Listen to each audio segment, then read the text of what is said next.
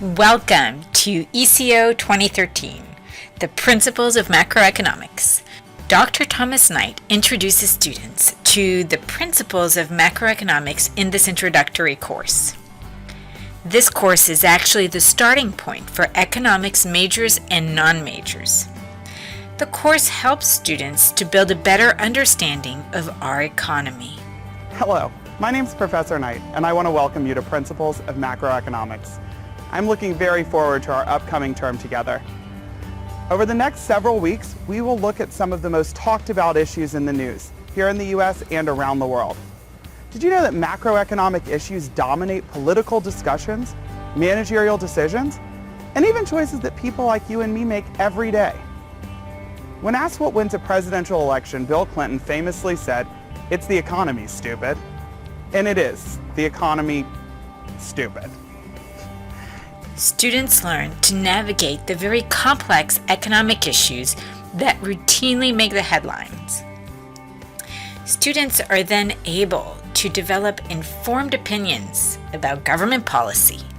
Most importantly, though, Dr. Knight's enthusiasm for his topic and for his students is contagious and can be seen throughout the course. And welcome back. Congratulations, you're a third of the way through your course in Principles of Macroeconomics. And you haven't even studied any macroeconomics yet. So I guess it's time for us to dig in and get to the task at hand.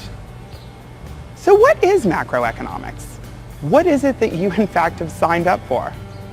Macroeconomics is the study of such big picture issues as economic output, unemployment, inflation, and economic growth. Over this module, we will define each of these terms and learn what each one measures and doesn't measure. Students in this course engage in a multitude of activities, including discussions in which the students are encouraged to share their ideas and opinions. These discussions are open to any and all ideas. They are a place for students to develop conversations with their peers and with their instructor. They allow for student-to-student interaction and student-to-teacher interaction.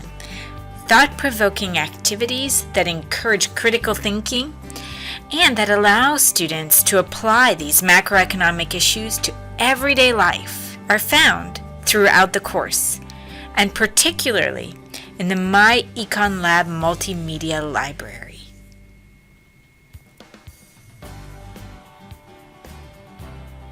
Module 6. Moose and I wanted to congratulate you on making it so close to the finish line. At this point, you have developed a sound understanding of how the economy works. At this point, you should understand the role of the business cycle, or short-run fluctuations of real GDP, around or about potential long-run GDP. You should also understand how the government might intervene to affect the business cycle with fiscal or monetary policy, and the likely implications of conducting each. In this last module, you're going to take all of that information and apply it to some pretty exciting topics that will round out the course. The very complex concepts presented in macroeconomics are introduced slowly, and every new module begins with an instructor clip. These instructor clips allow Dr. Knight to build a digital personality, which endears him to his students. These short videos are intended to tickle the students' curiosity before having them jump into the material more deeply in the class lectures and the Econ Guy videos. These lectures are also recorded and archived so that students missing the class or not in attendance can watch them later. Real-time data is always available to students in the multimedia library, providing a visual representation of how these principles are playing out in our economy. Students also engage in interactive games and activities in the multimedia library.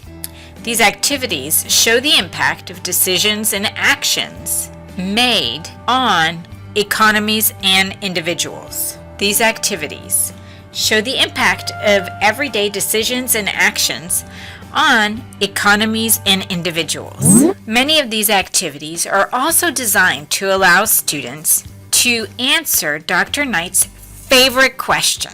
Why are some countries rich while others are poor?